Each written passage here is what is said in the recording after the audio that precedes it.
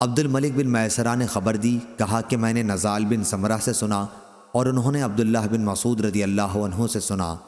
انہوں نے کہا کہ میں نے ایک شخص کو قرآن کی ایک آیت اس طرح پڑھتے سنا کہ رسول اللہ صلی اللہ علیہ وسلم سے میں نے اس کے خلاف سنا تھا، اس لیے میں ان کا ہاتھ تھامے آپ کی خدمت میں لے گیا۔ آپ نے میرا اعتراض سن کر فرمایا کہ تم دونوں درست پڑھتے ہو۔ شعبہ نے بیان کیا کہ میں سمجھتا ہوں کہ آپ نے یہ بھی فرمایا کہ اختلاف نہ کیا کرو، کیونکہ تم سے پہلے کے لوگ اختلاف ہی کی وجہ سے تباہ ہو گئے۔ صحیح بخاری حدیث نمبر 2410۔ ابراہیم بن سعد نے بیان کیا، ان سے ابن شہاب نے، ان سے ابو سلمہ اور عبد الرحمن اعرج نے، اور ان سے ابو ہریرہ رضی اللہ عنہ نے بیان کیا کہ دو شخصوں نے، جن میں ایک مسلمان تھا اور دوسرا یہودی، ایک دوسرے کو برا بھلا کہا۔ مسلمان نے کہا اس ذات کی قسم جس نے محمد صلی اللہ علیہ وسلم کو تمام دنیا والوں پر بزرگی دی، اور یہودی نے کہا اس ذات کی قسم جس نے موسیٰ علیہ السلام کو تمام دنیا والوں پر بزرگی دی۔ اس پر مسلمان نے ہاتھ اٹھا کر یہودی کے تمانچہ مارا۔ وہ یہودی نبی کریم صلی اللہ علیہ وسلم کی خدمت میں حاضر ہوا اور مسلمان کے ساتھ اپنے واقعے کو بیان کیا۔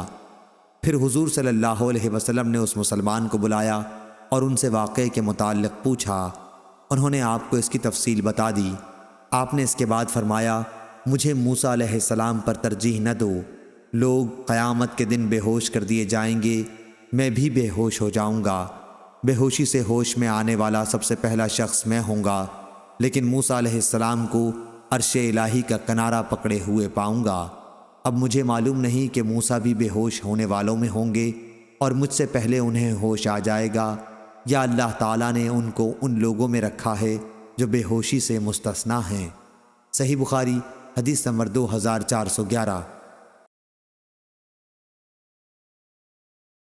عمرو بن یحییٰ نے بیان کیا، ان سے ان کے باپ یحییٰ بن عمارہ نے، اور ان سے ابو سعید خدری رضی اللہ عنہ نے بیان کیا کہ رسول اللہ صلی اللہ علیہ وسلم تشریف فرما تھے کہ ایک یہودی آیا اور کہا، اے ابو القاسم، آپ کے اصحاب رضی اللہ عنہم میں سے ایک نے مجھے تمانچہ مارا ہے۔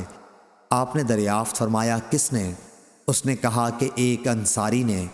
آپ نے فرمایا کہ انہیں بلاؤ۔ وہ آئے تو آن حضرت صلی اللہ علیہ وسلم نے پوچھا، کیا تم نے اسے مارا ہے؟ انہوں نے کہا کہ میں نے اسے بازار میں یہ قسم کھاتے سنا، اس ذات کی قسم جس نے موسیٰ علیہ السلام کو تمام انسانوں پر بزرگی دی۔ میں نے کہا، او خبیث، کیا محمد صلی اللہ علیہ وسلم پر بھی؟ مجھے غصہ آیا اور میں نے اس کے منہ پر تھپڑ دے مارا۔ اس پر نبی کریم صلی اللہ علیہ وسلم نے فرمایا، دیکھو، انبیاء میں باہم ایک دوسرے پر اس طرح بزرگی نہ دیا کرو۔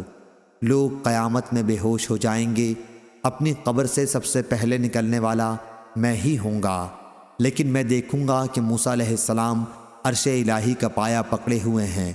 اب مجھے معلوم نہیں کہ موسیٰ علیہ السلام بھی بے ہوش ہوں گے اور مجھ سے پہلے ہوش میں آ جائیں گے، یا انہیں پہلی بے ہوشی جو طور پر ہو چکی ہے وہی کافی ہوگی۔ صحیح بخاری حدیث نمبر 2412۔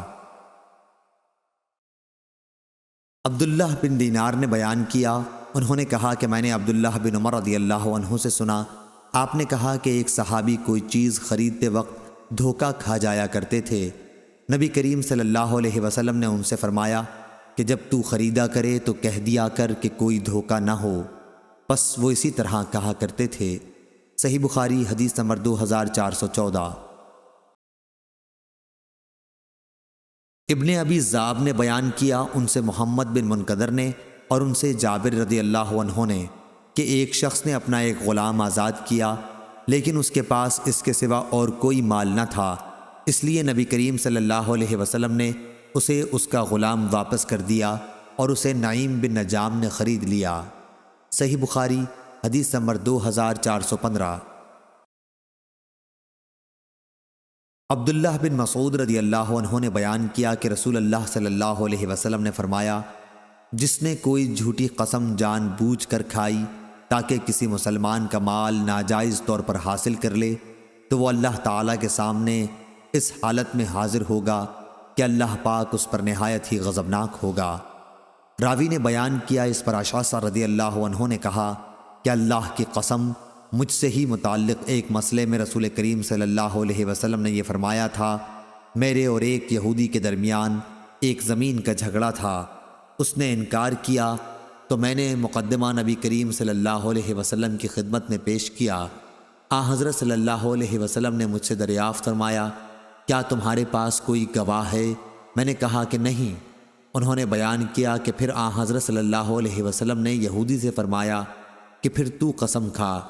اشعث رضی اللہ عنہ نے بیان کیا کہ میں نے عرض کیا، یا رسول اللہ صلی اللہ علیہ وسلم، پھر تو یہ جھوٹی قسم کھا لے گا اور میرا مال اڑا لے جائے گا۔